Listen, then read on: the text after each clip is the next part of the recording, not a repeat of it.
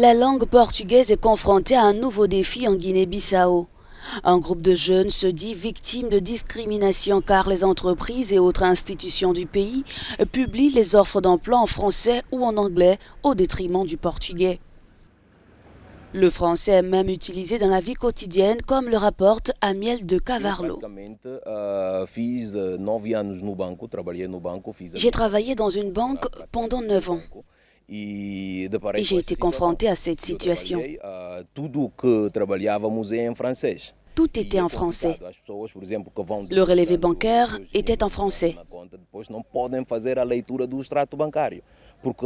Je ne peux pas être lusophone pour ensuite interpréter le relevé de mon compte bancaire, de mon argent en français.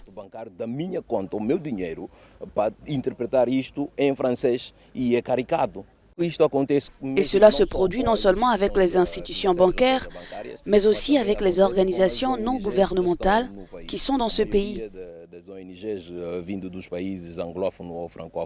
Dans un pays multilingue où la langue portugaise est considérée comme un vecteur d'unité nationale, ces jeunes réclament une position ferme de la part des autorités. Nous sommes victimes de discrimination sur le marché du travail en Guinée-Bissau. Nous sommes des Guinéens. Et nous avons des difficultés à trouver un emploi à cause de la situation linguistique française et anglaise. Nous ne sommes pas contre la langue française, et parce que dans le monde aujourd'hui, la langue internationale, c'est l'anglais. Sur notre côte, la côte ouest de l'Afrique, on parle plus le français. Donc nous n'allons pas nous intégrer dans cette réalité, parce que c'est ce qui se passe. Le monde veut que cela se passe ainsi. Mais ce que nous voulons, c'est ne pas annuler l'histoire de la Guinée-Bissau et ce lien que nous avons avec la langue portugaise.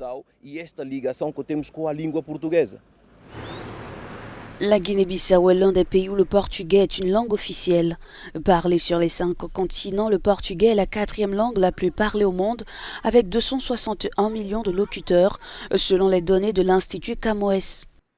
Malgré la force de ces chiffres, la Guinée-Bissau subit la pression de ses voisins, le Sénégal et la Guinée-Conakry. Le pays est la seule enclave lusophone dans cette région africaine où le français domine.